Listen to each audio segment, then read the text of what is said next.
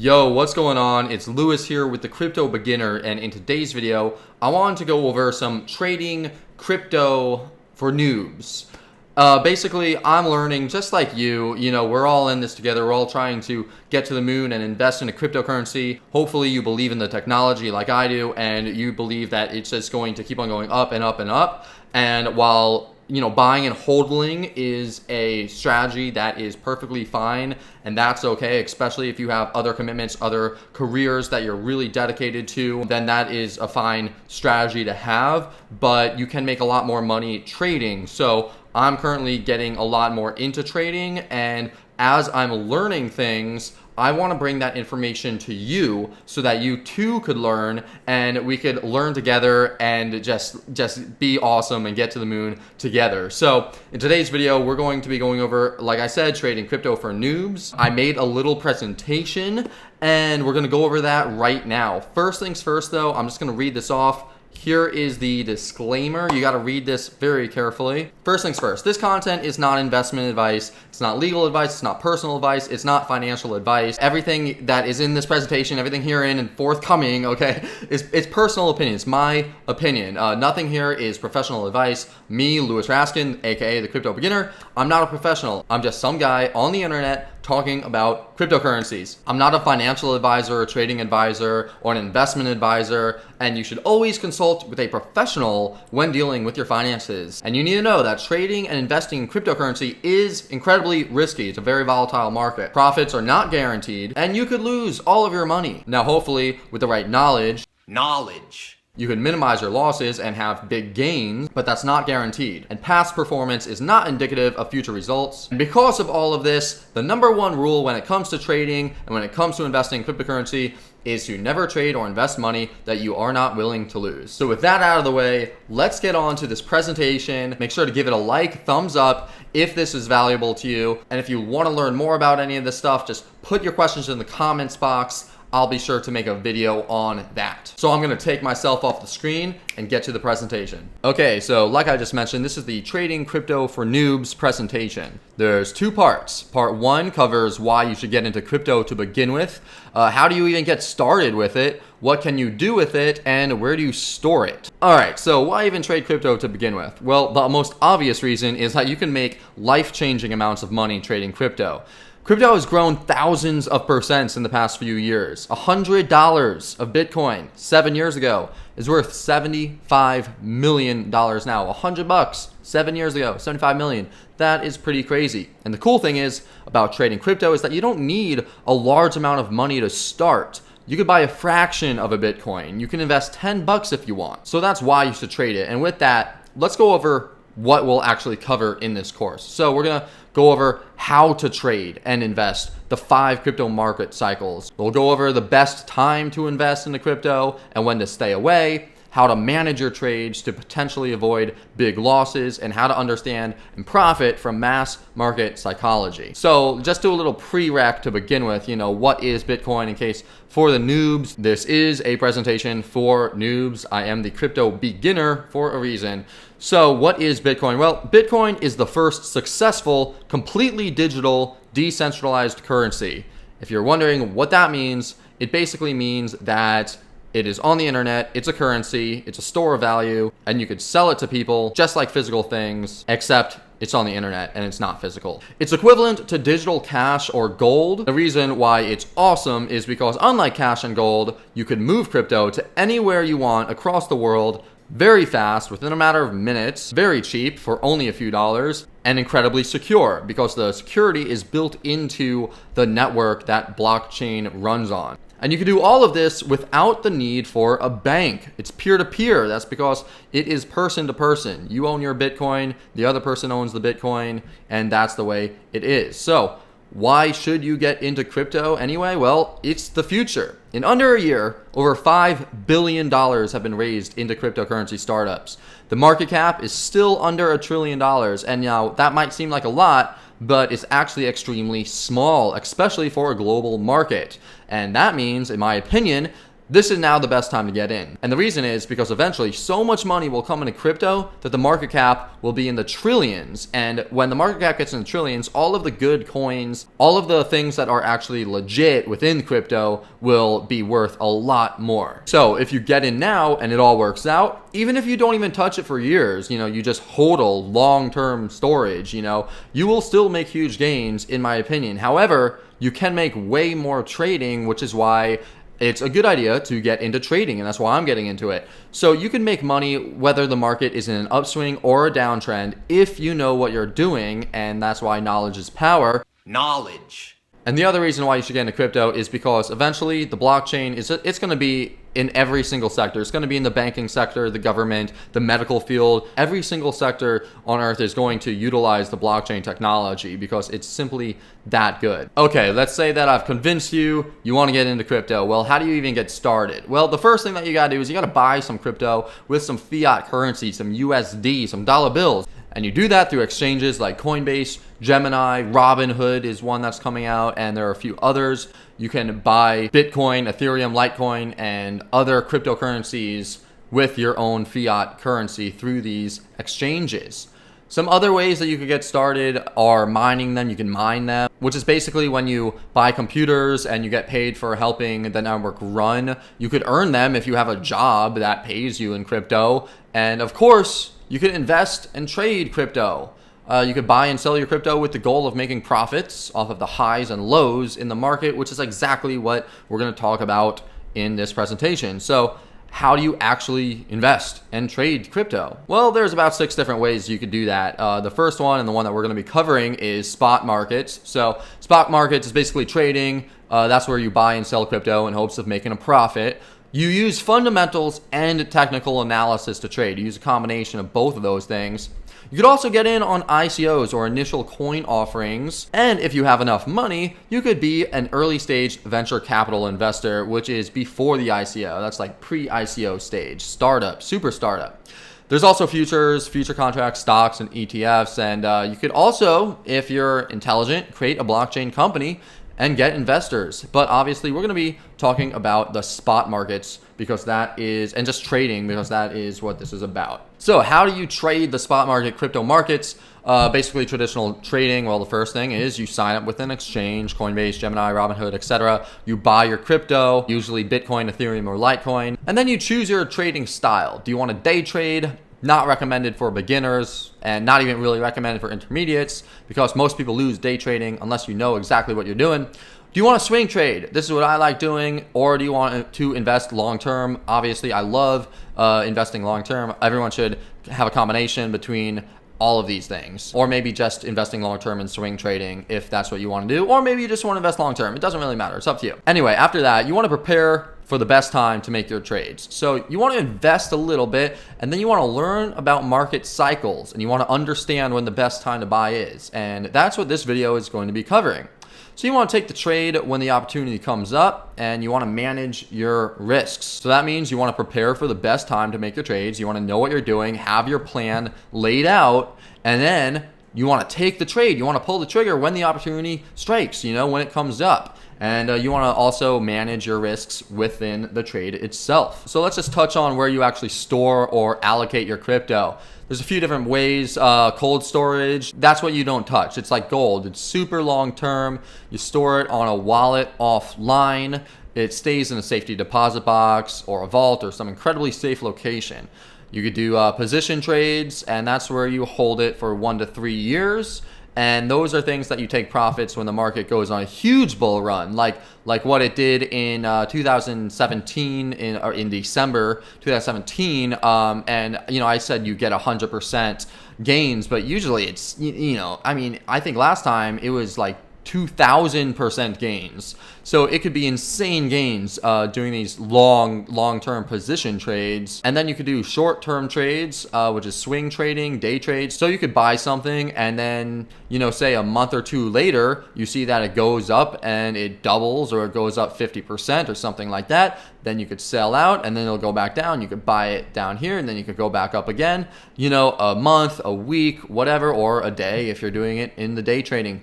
And then also you can invest or allocate your crypto into ICOs or traditional venture capital if you have the funds to do that. And also with ICOs, you have to be, you can't be American. You can't be an American resident to invest in most ICOs because of SEC regulations. So we're not going to be talking about any of that. We're going to be talking about short-term trades. And let's get into it. That's part 2. So in order to, successfully do short-term trading, you need to understand what markets do. All right, here's the thing. Everything is a bubble. Do not let your emotions get the best of you. Everyone is like, you're going to hear, oh, it's a bubble. It's the tulip mania all over again. Blah, blah, blah. Don't invest. It's BS. I heard all of that. Didn't care. Invested anyway. Then I looked at the technology and I was like, oh my God, there's no way this is a bubble. This is like crazy. And by no way this is a bubble, what I meant was that a bubble does not mean total death, okay? Bubbles expand and they contract, but they don't go away forever. And to really show this, all you have to do is think of the internet back in 2000. Back in 2000, there was the quote-unquote internet bubble, where guess what? It skyrocketed super high, and then it crashed. Well, the year is 2018 right now. Is the internet still available? I think so. You're using it right now. The internet did not die. The internet was a huge bubble. What about the stock market in 1987? What about Black Monday, Black Friday? I don't remember. But the point is, stock market's still here. How about the housing market in 2008? Everybody could remember that. You know that if you bought the houses in 2008 at the peak of 2008, if you bought them, you would be good right now. You would be good, even though everything crashed, if you just held on to them. And the reason is because all of these things were bubbles. And all of these things are now worth hundreds to thousands times more today after the corrections. So the point is that as long as there's underlying value, the markets will continue to rise over time unless some insane thing happens, like the government of United States and the UK and all of that. They say, oh no, we're going to ban Bitcoin forever and make it illegal. But considering that the SEC and the CFTC just had a meeting on Bitcoin and they said that they were very bullish on it. They said that the blockchain technology and cryptocurrencies are basically here to stay and that they'll be in every single sector and the government will be using them and there's task forces. That means that the government is not going to shut them down. And the other thing to note is that Bitcoin has went through a lot of bubbles. It's been through so many bubbles, and every time it does, it grows even greater when it recovers. And let's just look at some examples of that. Going back to 2013, all the way to 2015, look at here, boom, super spike up. Everyone's like, oh man, what's this Bitcoin thing? It's going pretty crazy. I need to buy some. And then over here, people are like, well, I don't want to FOMO, I don't want to miss out on this. So they buy some over here and they buy some over here. And then they get to the top and all of the people who bought it way down here are like, now's a good time to sell. So they sell it off, drops down. But then they're like, you know what? We're going to buy some more. So they buy it up and then it comes back down and it falls and falls and quote unquote crashes. The bubble has burst. Bitcoin is dead for the 10th time. And then we get into this long period of just accumulation where it's range bound between here and here. And this was like 2 years, but you know what eventually happened? 2016 came around and more people got into it. Here's that period that we were just talking about and it keeps on going. And then all of a sudden it gets more and more and more and more. And then we have another bubble. Boom, it bursts, brings it back down. Now it's August 2016 to January 2017, and then about 10 months later, 2017, had another huge spike, and then another correction. And this is what we saw back in December, in November. Everyone was talking about it, and then December, everyone had to get in, and it spiked up to 20K, and then it went back down, and now we are here, or we're a little at 10,000 right now. And I'm about to show you the point I'm about to make on this slide. Look right here. All of these little points, these are all quote unquote bubbles. Every single time it went in a bubble and then it popped, and it went in a bubble and it popped, when a bubble popped, when a bubble popped.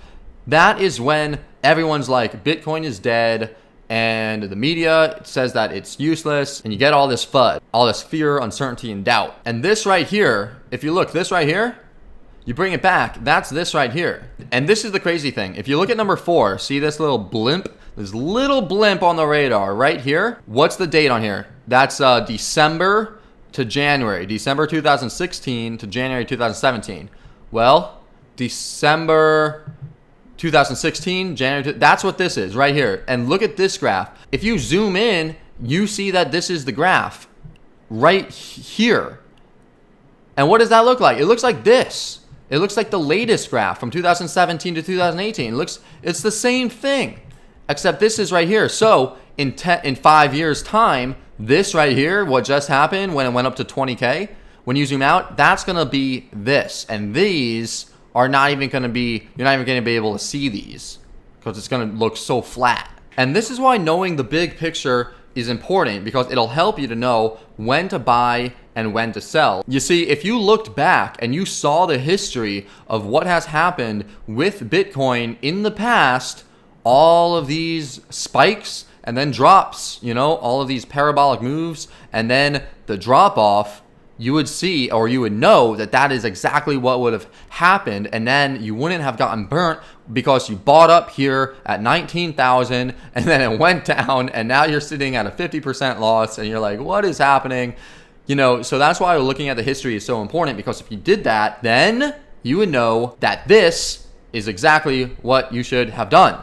And that means that you should have sold, or you should have been buying down here, and then you should have been selling all the way up little positions, or maybe sold right here or right here, and then put little stop losses right here, you know, on the way up as it continued to ride its wave up. Obviously, maybe you didn't even know about Bitcoin before December. Maybe you didn't even know about Bitcoin before January. I mean, look at this volume right here. It's insane. But this video is preparing you for next time, so that when the next move comes up, the next parabolic wave spikes up in the uptrend, and all the media is talking about it, all the frenzies are happening, and your mom and your grandparents and your uncle and the media is talking about it, that is the time to sell. It's not the time to buy more. That's when everyone's going to be buying more. So you got to put your stop losses in, you know, at these times. And that's actually one of the simple rules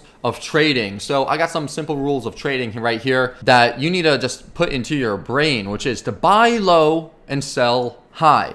You buy it when it's low, when the prices are cheap and you get them on sale, and then you sell them when they're up here, when they're super high, and you take your profits. So many people run on emotion, and then they get fearful, and then they buy because they get FOMO, fear of missing out. So they buy when everything's going up, and then it crashes and it goes down, which it always does. And then they sell because they're fearful, and they're like, oh no, and then they call it a scam. So never buy at an all-time high. So if you bought up here, if you bought at 18, 19, 20, 17, 18, 19,000, you don't do that again. Look at it and see, is this at an all-time high? Yes? Well, then I'm not going to buy. And Warren Buffett, you probably already know, be greedy when people are fearful, and be fearful when people are greedy. Great quote, because back here, everyone's being so greedy right here. Everyone's being super greedy, and they're buying up.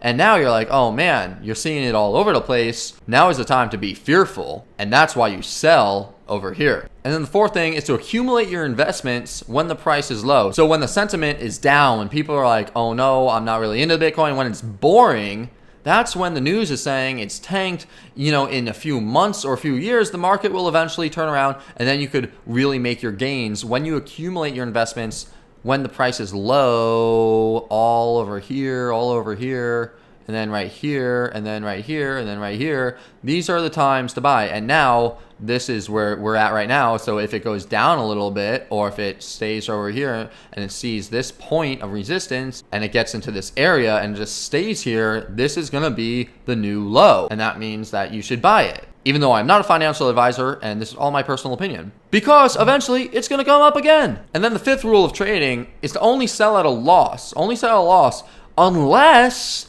you see another opportunity that will give you better returns. And I have a personal story about this. I actually bought Bitcoin at the high.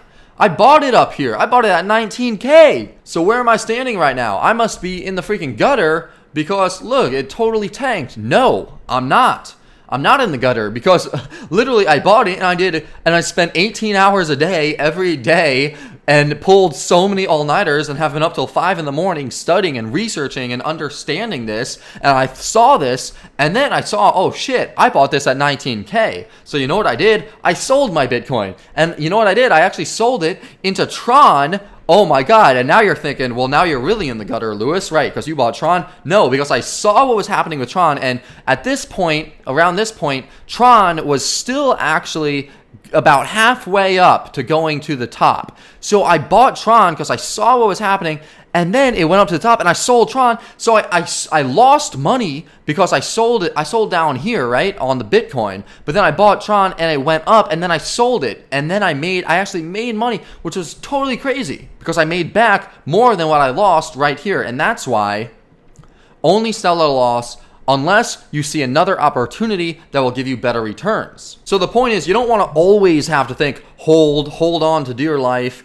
If you know what you're doing, you can sell for a loss on one trade and quickly make that loss up on another if the opportunity is there. And then finally, understand market cycles and trends. That's what this video is all about. It's to help you understand this. Markets go up and they come down. So take advantage of this. And this is a perfect graph that illustrates market trends. So look at this chart for Bitcoin, okay? So Bitcoin has had a ton of breakouts ranging from over a year between the breakouts to under a month before the next one comes along. So after a huge breakout, it could be a few months or it could be over a year or two. It could be, no one knows how long it's going to be until the next breakout comes along. However, the cycle of the market continues to go up throughout history. And you could see, back here in 2013, it went up and then it went down, and it stayed in this range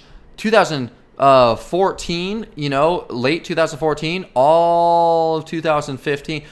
This is a long time. This is months and months and months. See right here, it's a long time before there's another blimp, a little breakout, and then there's a long time for another breakout, then a few more months until another breakout. But you could see that these breakouts are actually getting smaller and smaller, and that's why I think it's going to reach 30 to 50K in 2018. And so let's just go over this real quickly. Like, this is basically the market cycle.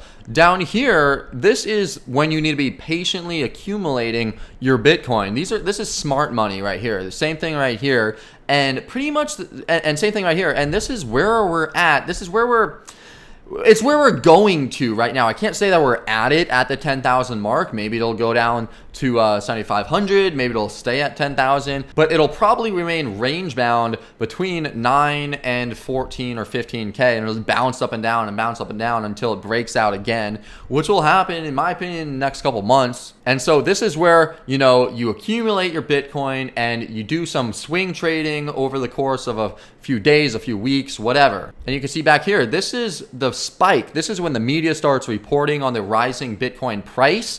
It increases the public interest and it lures a lot of speculators into the market. People thinking that they're going to get rich quick and get that Lambo and go to the moon. This is when the long-term holders start to actually accumulate their profit by selling off to the eager buyers that are coming into the market. And then it reaches its peak, and this is the price and sentiment reach the dramatic peak, and then it goes back down and it drops because eventually the buying frenzy can no longer be sustained. And that's when an avalanche of selling is triggered as speculators start panicking. And this happened back here. And then the cycle started over again, and then it came back up and it happened again, and you could see, boom, huge bull market right here, and then it peaked, and then all of the people who were buying it up here, and then it starts to dive down. They're like, holy shit, I'm losing all my money. This is a scam. I'm getting out. I don't know what I'm doing. And they sell out of fear, and they keep on selling, keep on selling.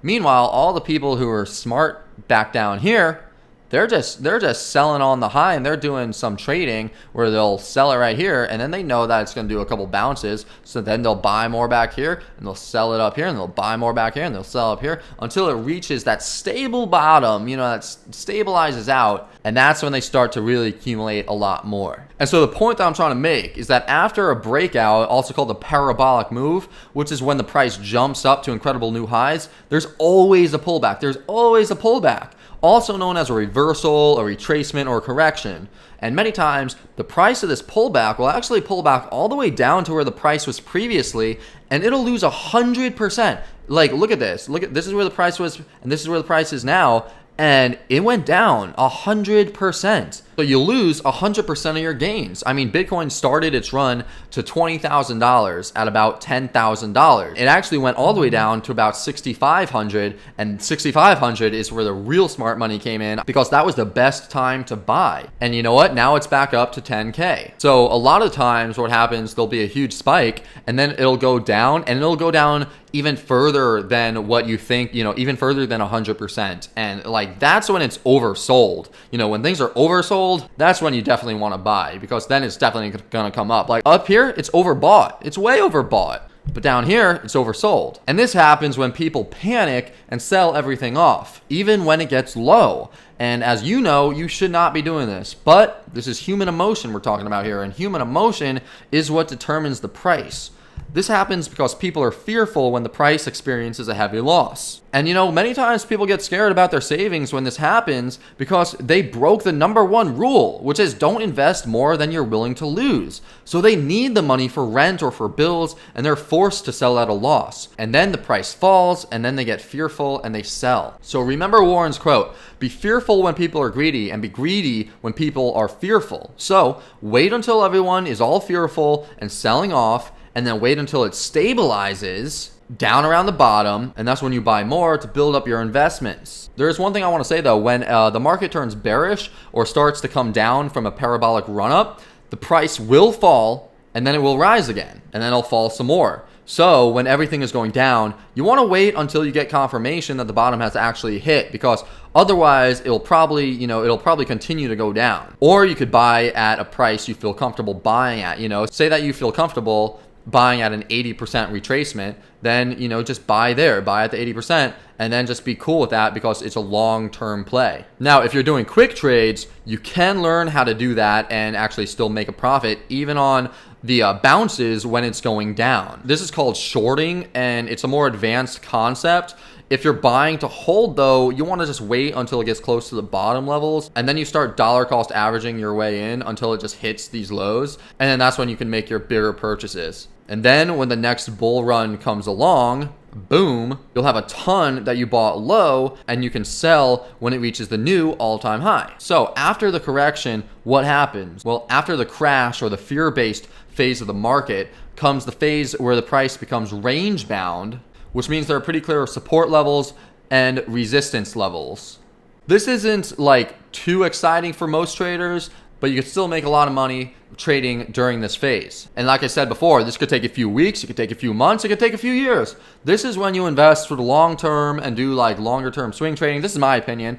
You could do, there's always trading. You could do day trading in this phase, not a problem. Although trading during this phase is a little easier, way easier and a lot less risky. Either way, you just wait for the big swings and you sell the highs and you buy the lows. Eventually, there's going to be another parabolic run, and that's when you want to take your big profits. So once the market turns and starts to go down again, that's when you start to short the market. And then after the market goes to the crash, pullback, the correction, whatever you want to call it, that's the point where this comes back, and you could see it's just a cycle. And at this point, I'm literally just repeating myself over and over and over again. So this was your 101. What do the markets do, and how should you think about trading cryptocurrencies, and when's the best time to buy and when's the best time to sell?